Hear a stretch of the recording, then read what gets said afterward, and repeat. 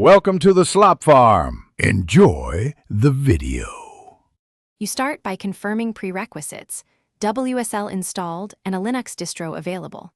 Once done, install Visual Studio Code and the remote WSL extension. This is what lets Vscode talk to Linux. Now open your WSL distro terminal and change to the project folder. This puts you in the correct context. Then run code. From that WSL shell to launch Vscode connected to WSL. This immediate action avoids configuring Windows side paths and ensures the remote extension activates. Once Vscode opens, the remote WSL extension installs a lightweight server inside the distro. Let it finish. This server enables file system and terminal integration, so make sure you see WSL distro in the lower left corner. Next, set the integrated terminal default to your WSL shell so commands run in Linux context.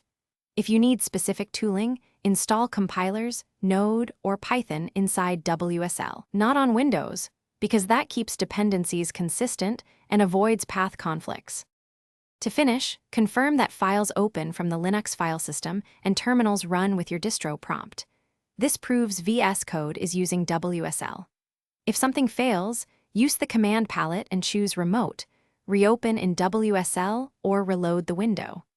As a key troubleshooting tip, check your WSL status with WSL list verbose and review the remote WSL output logs. Often restarting the WSL service or your machine resolves lingering server install issues and reconnects the editor smoothly.